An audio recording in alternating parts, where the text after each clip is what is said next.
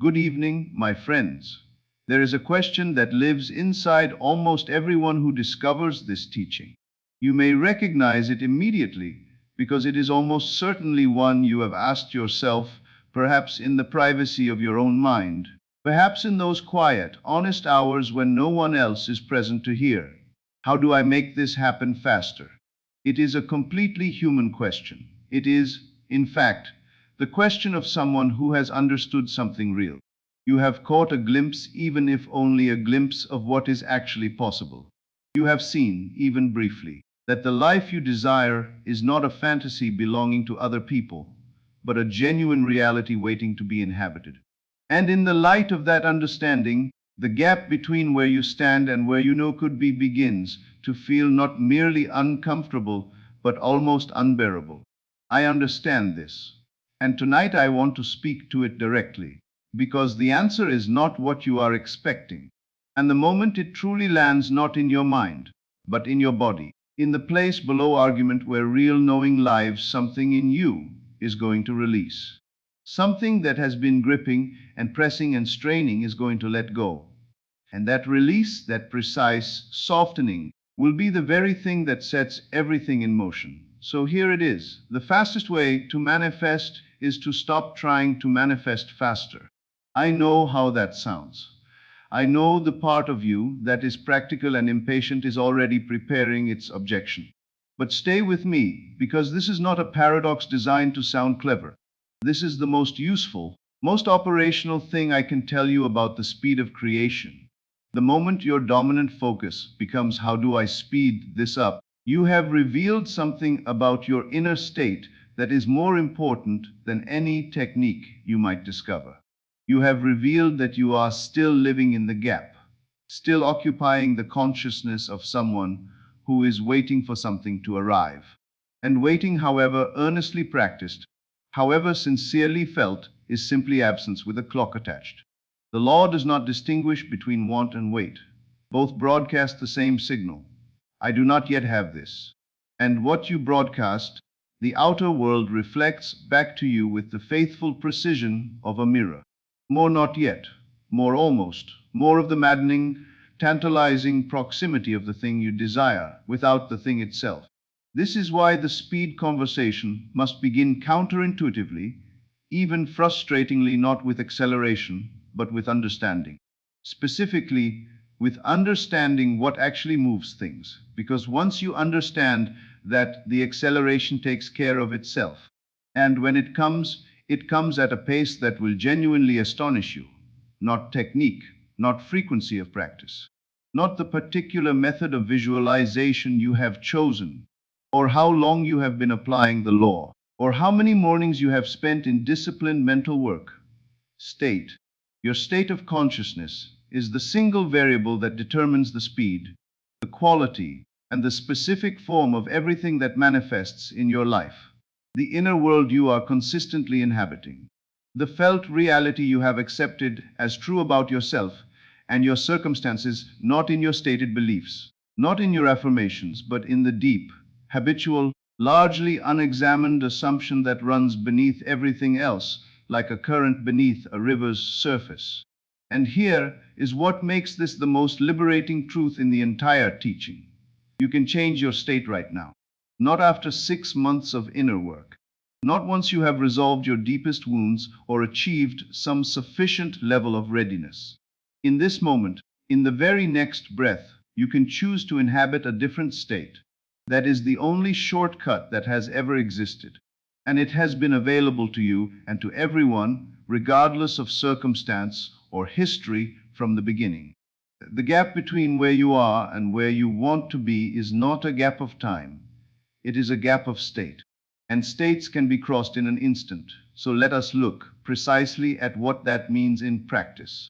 The first thing that genuinely accelerates manifestation is so simple that people consistently pass over it in search of something more sophisticated. Clarity, not the intensity of your desire, not the willpower behind your practice, not even the frequency of your visualization. Clarity, the ruthless, specific, detailed precision of what you are actually assuming. The law is exact. It does not respond to approximations. It cannot build from a description of something nice, it needs the full architectural drawing. And when your desired reality is vague at the edges, when you know roughly what you want but have never sat with it long enough to know precisely what it feels, smells, sounds, and moves, like your imagination has nothing solid to inhabit.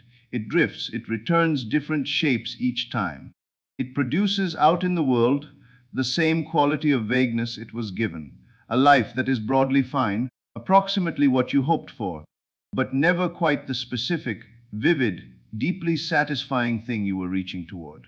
So before another technique, before another evening of practice, get specific. Not in the category, in the scene. Not financial freedom as an abstract concept, but the particular texture of a Tuesday morning in that life. The quality of ease with which you move through it. The way you speak when money is simply not a problem. The feeling in your body when you open your banking application and feel nothing, not relief, not excitement, just the ordinary, unremarkable calm of someone for whom that number has long since ceased to be a source of anxiety. Not a loving relationship as a wish, but the specific feeling of being genuinely known by another person. What it means to sit across a table from someone who is glad you are there. The particular quality of ease in a home where you are not performing yourself. Not better health, but the felt experience of a body that carries you through your life without complaint. The particular way you move when movement is effortless. The quality of waking up rested in a body you are not fighting. The more specific you can make the scene, the more real it becomes in imagination. And the more real it is in imagination, the more readily the law makes it real in the world. Clarity is not a refinement. It is the foundation without which everything else is built on sand. The second accelerator is the one that most practitioners of this teaching spend years gradually discovering. The ones who discover it early are the ones who move fastest. It is the depth of feeling in a single moment of genuine contact with your desired reality. I want to be direct about this because the misunderstanding here is costly. One genuinely felt moment in the state of the wish fulfilled 20 seconds, 30 seconds, in which your whole being drops into the reality of your desire with such completeness that there is no part of you standing outside it. Observing, hoping, monitoring is worth more than 1,000 mechanical repetitions done from mild hopefulness or dutiful habit. One moment in which your body actually responds, in which there is a physical shift, a softening in the chest, a deepening of the breath, a release in the shoulders that tells you the feeling has landed and is not merely being thought. One moment like that is a seed planted at depth, in rich soil, with everything it needs to grow. Whereas 100 repetitions done half-heartedly, done because it is part of the routine, done while some quiet background voice maintains its careful skepticism, these are seeds dropped on dry ground. They may produce something eventually, but they will struggle. The question to ask yourself honestly about your current practice is not, how often am I doing this? It is, how real does it feel when I do? And if the honest answer is, not very real, it feels like rehearsal, like pretending, like I am trying to convince myself of something I don't fully believe, then that is the precise thing to address. Not the frequency. The depth, how do you deepen it? You slow down, you get quiet. You stop trying to force the feeling and instead invite it. You choose not the panorama of your whole desired life, but one specific sensory detail, one conversation, one moment, one texture of experience, and you give it your complete attention. You breathe into it. You let your body respond, because the body does not know it is imagination. It responds to whatever the mind presents as real. And when the body responds, when there is an actual physical shift in your experience, the seed has gone deep. Measure your practice not by the clock, but by that felt shift. And when it happens, even briefly, even once, trust that it was enough. The third accelerator is less dramatic than the others. It announces itself quietly, but its power over time is the power that carves canyons. Consistency, not intensity. Consistency. A river does not carve its way through stone through force. It carves it through the patient, daily, unchanging flow of water over the same surface, year after year. The subconscious mind operates by the same principle.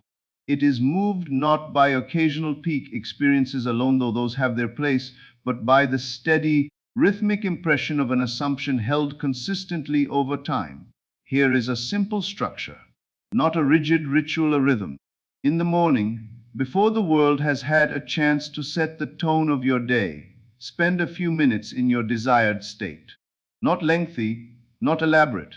A quiet, deliberate return to the feeling, the brief inhabiting of the life you have claimed. Set the inner register of your day from the inside before the outside has the chance to set it for you. During the day, live fully, ordinarily, without monitoring your thoughts for signs of doubt or straining to maintain a meditative state. Trust that the morning impression has been planted and simply move through your life. But when natural reminders arise, a moment of quiet, something that calls your desire to mind, let yourself touch the feeling briefly. The way a person hums a melody they love without making a performance of it. And in the evening, in that soft, receptive interval before sleep, when consciousness is loosening and the subconscious is most permeable, return to your scene one final time. Not with effort, but with the quiet satisfaction of someone revisiting something they know and love. Let it be the last impression you carry into sleep, so that through the night, in the hours when the conscious mind rests, and the deeper creative intelligence operates freely, it is working with the state you have given it: morning intention, daytime trust, evening release. That rhythm, held consistently, builds a momentum beneath the surface of your daily life. And one day, perhaps sooner than you expect, you will look around and discover that the outer world has been moving steadily, inexorably, toward what you have been consistently holding within. Now I want to give what follows the space it deserves. Because in my experience, what I am about to describe is the single most powerful factor in the speed of manifestation. The one that, when people finally understand it not in the head, but in the bones, produces changes that appear, to those around them, almost miraculous. It is the dropping of resistance. Resistance is everything in you that pushes back against the reality of your desire. Every yes, but, every quiet monitoring of circumstances for evidence that the thing is or is not coming. Every subtle hum of doubt, desperation, or why hasn't this happened yet, that runs beneath the surface of even a disciplined practice. And resistance is far more common than most people realize, not because they are not trying, but because resistance is subtle. It does not always announce itself. It lives in the spaces between the practice, in the glance at the bank account that brings the familiar sinking feeling, in the sigh when another day passes without a sign, in the very act of asking, am I doing this right? Every one of these is a hand on the brake, not a devastating one, but a friction, a drag, an interference pattern in the signal being sent. Here is what I want you to understand about resistance. It cannot be fought. Trying to combat doubt with determination is like arm wrestling yourself. Exhausting, and the outcome is guaranteed to favor neither side. The harder you push against the doubt, the more real and substantial you make it. What you meet with force, you confirm as worthy of force. Resistance is dissolved, gently, through warmth, through genuine trust. It dissolves when you stop monitoring the manifestation and start genuinely living your life. It dissolves when the inner state becomes so natural, so settled, that doubt simply has nothing to grip. When the assumption is no longer an achievement you maintain through effort, but a ground you stand on without thinking about it. Think of how you know the sun will rise tomorrow. You do not hold that knowing with white-knuckled determination. You do not spend the evening running affirmations about sunrise. You simply know, in the completely unremarkable, utterly unself-conscious way, that you know things that are not in question. It does not occur to you to monitor it. That is the quality of knowing that removes resistance. That casual, settled, of course this is true certainty. The energy of someone who has ordered something they love and knows it is on its way, and who, having placed the order, gets on with the rest of their life and thinks about it hardly at all until it arrives. That is the state that manifests most rapidly. Not the fervent, urgent, please let this work intensity. Its precise opposite. The people who manifest most quickly are not the ones working hardest at it. They are the ones resisting least. They plant the seed and genuinely leave it alone, not in passive indifference, insecure, confident, I know what I know, trust. Clean your state of resistance, and you remove the friction from the path. And a frictionless path is a very fast path indeed. I want to speak directly to those who have been practicing this teaching sincerely and with genuine effort, and who feel despite everything that things are moving slowly, because this is one of the most important conversations to have honestly. When things feel slow, the instinctive response is to intensify.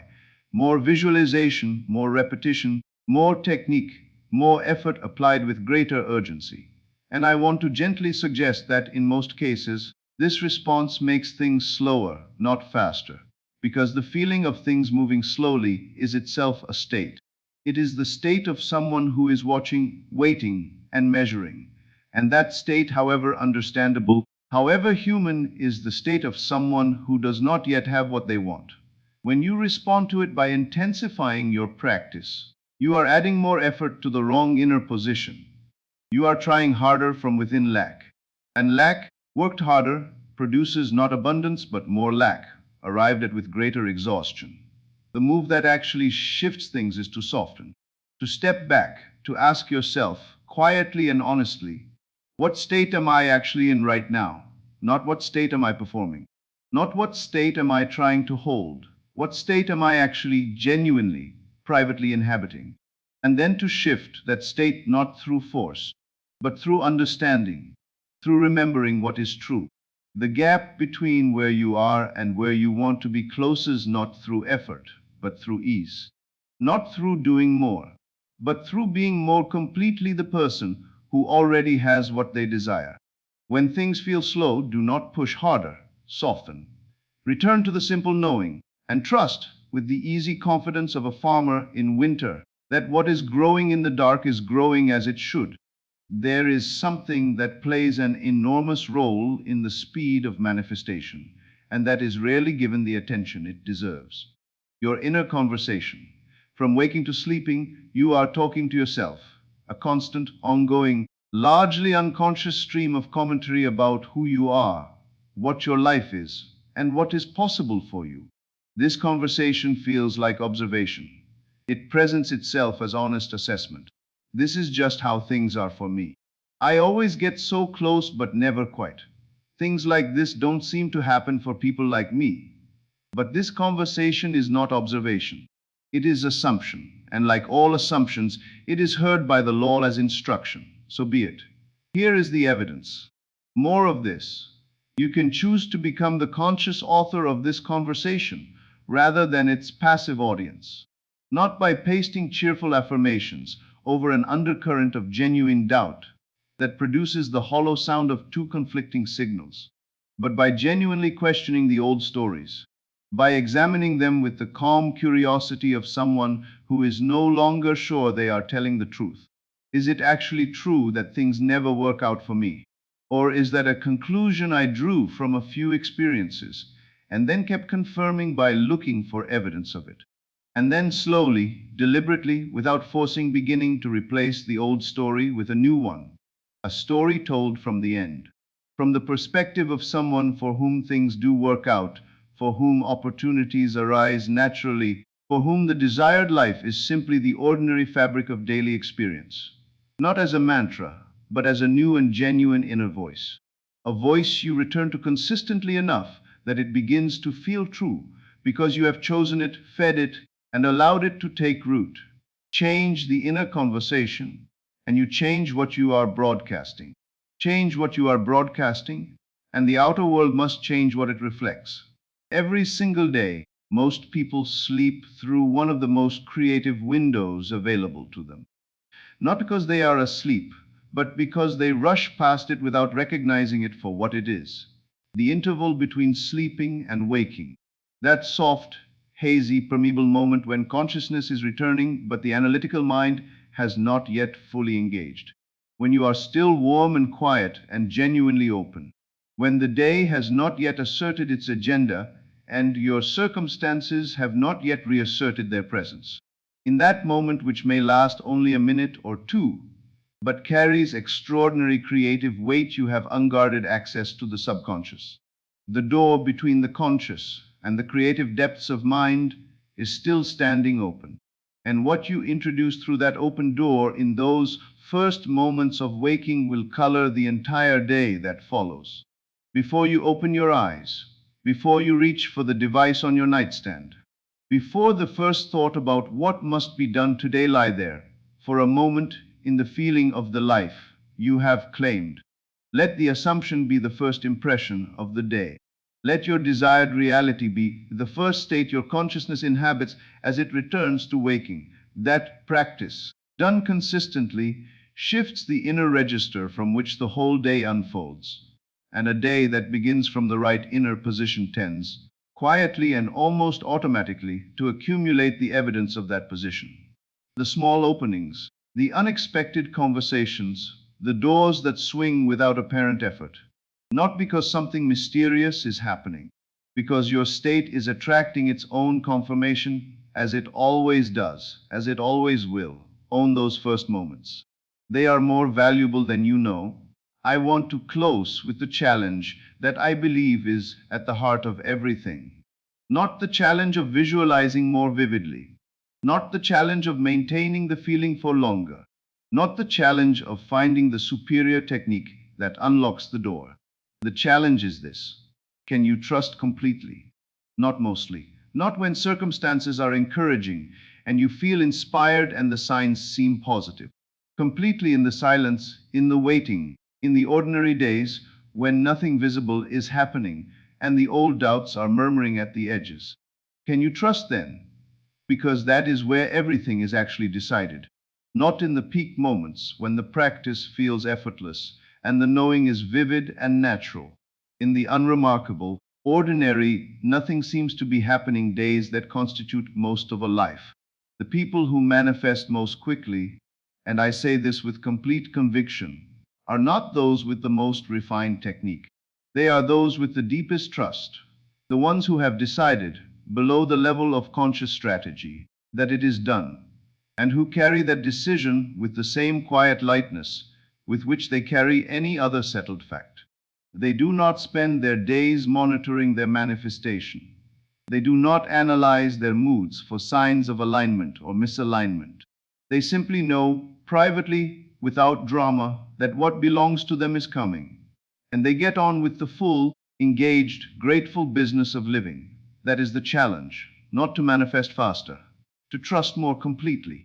Because complete trust is the fastest path there is. A seed planted in rich soil and genuinely left alone grows faster than a seed that is dug up every few days to be examined. Do not try to manifest faster. Try to trust more deeply. Remove the boulders of doubt and urgency from the river of your desire and watch how swiftly it finds the sea. Because the river knows the way. The law knows the way. Your only task, your one, simple, endlessly sufficient task, is to stop placing obstacles in the path. Plant the seed. Water it with genuine feeling. Leave it in the dark where things grow. And stand ready, not with anxious anticipation, but with the easy readiness of someone who knows what they have planted and trusts entirely the nature of seeds. What is yours is coming. It has always been coming. It was never as far away as the gap made it seem. It was simply waiting for you to become still enough, trusting enough, free enough from the noise of urgency and doubt to hear it arriving. Stand still, trust deeply, know that it is done. And then let yourself be astonished by how quickly the world moves when you stop asking it to hurry. Good evening. May you rest tonight in the certainty that what you have planted is growing, and may you wake tomorrow as one who simply knows, without needing to be reminded, that it is already on its way. This is Neville Lectures. I'll see you again in the next video.